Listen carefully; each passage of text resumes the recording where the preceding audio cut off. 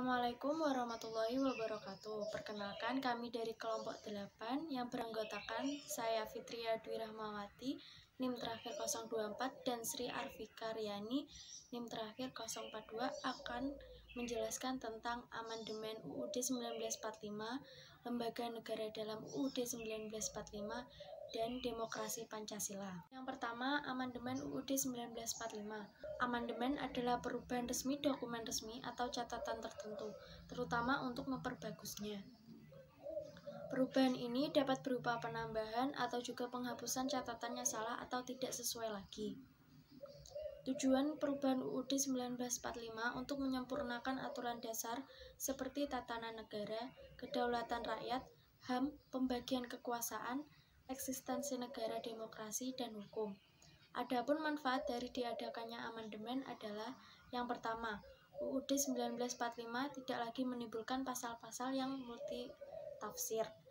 Kedua, UUD 1945 lebih sesuai dengan perkembangan zaman yang terus berubah. Ketiga, UUD 1945 menjadi relevan dengan kebutuhan masyarakat dan bangsa. Dan yang terakhir, UUD 1945 memberikan hak kepada warga negara untuk memilih dalam pemilu, sehingga makin terciptanya negara yang berdemokrasi. Perubahan amandemen ke-1 terjadi pada tanggal 14 sampai 21 Oktober 1999 dalam sidang umum MPR. Amandemen tersebut menyempurnakan 9 pasal, yakni pasal 5, pasal 7, pasal 9, pasal 13, pasal 15, pasal 17, pasal 20, dan pasal 21. Terdapat 2 perubahan fundamental yang dilakukan, yaitu 1. Pergeseran kekuasaan dengan membentuk undang-undang dari Presiden ke DPR.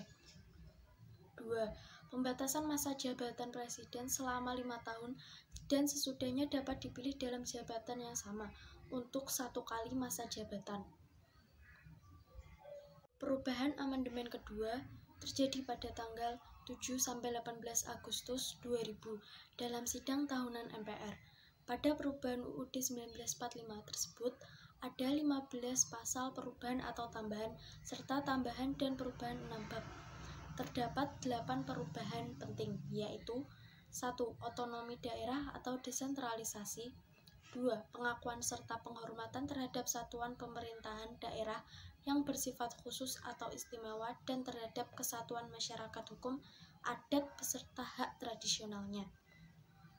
3. Penegasan fungsi dan hak DPR. 4. Penegasan NKRI sebagai sebuah negara kepulauan yang berciri Nusantara dengan wilayah yang batas-batas dan haknya ditetapkan dengan undang-undang.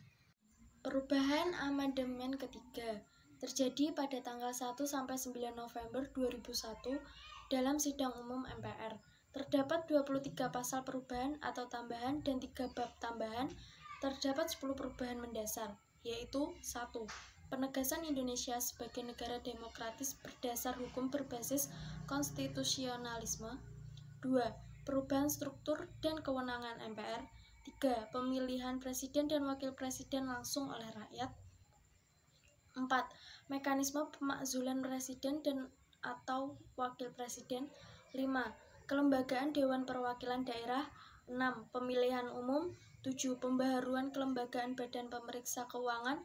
8. Perubahan kewenangan dan proses pemilihan serta penetapan Hakim Agung.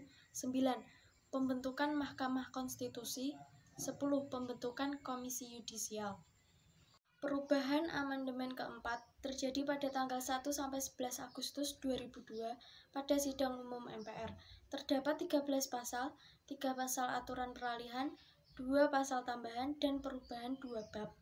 Kedua, lembaga negara dalam UUD 1945. Di dalam Kamus Besar Bahasa Indonesia terdapat istilah lembaga pemerintah yang diartikan sebagai badan-badan pemerintahan di lingkungan eksekutif.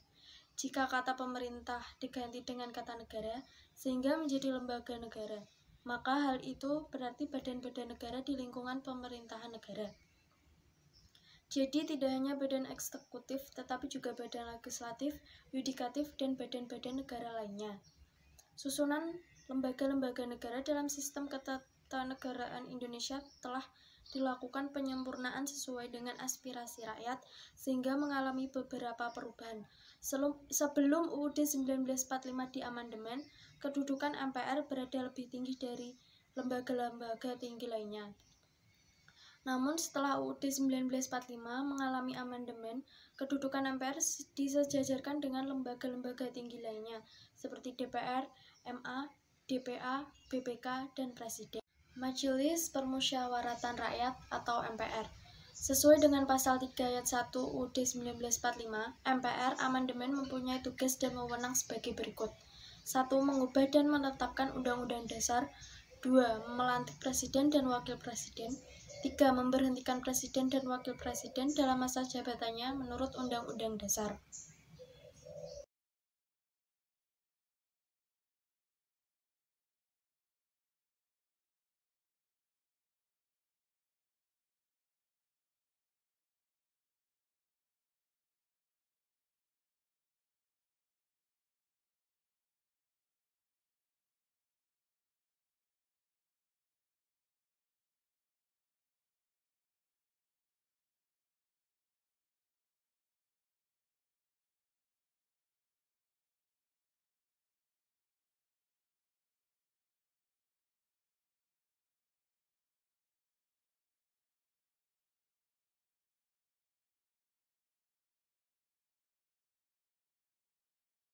Selanjutnya saya akan membahas tentang DPD. Sesuai dengan pasal 22D Undang-Undang 1945, maka kewenangan DPD antara lain: 1. Dapat mengajukan rancangan undang-undang kepada DPR. 2. Ikut merancang undang-undang yang berkaitan dengan otonomi daerah, hubungan pusat dengan daerah, pembentukan dan pemekaran, serta penggabungan daerah, pengelolaan sumber daya alam dan sumber daya ekonomi lainnya. Perimbangan keuangan Presiden dan Wakil Presiden. Presiden dan Wakil Presiden sebelum menjalankan tugasnya bersumpah atau mengucapkan janji Mahkamah Agung atau MA. Kewajiban dan wewenang Mahkamah Agung antara lain sebagai berikut. 1. Berwenang mengadili pada tingkat kasasi, menguji peraturan perundang-undangan di bawah undang-undang terhadap undang-undang, dan mempunyai wewenang lainnya yang diberikan oleh undang-undang. 2. Mengajukan 3 orang anggota Hakim Konstitusi. 3. Memberikan pertimbangan dalam hal presiden dan memberi gerasi dan rehabilitasi. Selanjutnya yaitu Mahkamah Konstitusi atau MK. Sesuai dengan pasal 24C Undang-Undang 1945, maka MK memiliki wewenang dan kewajiban antara lain: 1. Mengadili pada tingkat pertama dan terakhir yang putusannya bersifat Komisi Yudisial atau KY. Komisi Yudisial adalah lembaga negara yang mempunyai wewenang berikut ini: 1. Mengusulkan pengangkatan Hakim Agung. 2. Menjaga dan menegakkan kehormatan. Selanjutnya kita akan membahas bab 3 yaitu Demokrasi Pancasila. Demokrasi Pancasila adalah hasil dari kebijakan reformasi yang dijalankan terhadap hampir semua aspek kehidupan. Unggulan demokrasi Pancasila: 1. Mengutamakan pengambilan keputusan dengan musyawarah mufakat dalam semangat kekeluargaan. 2. Mengutamakan keselarasan dan keseimbangan antara hak dan kewajiban. Ciri demokrasi Pancasila: 1. Sistem pemerintahan yang dilaksanakan sesuai Undang-Undang 1945 sebagai konstitusi negara ini. 2. Terdapat pemilihan umum.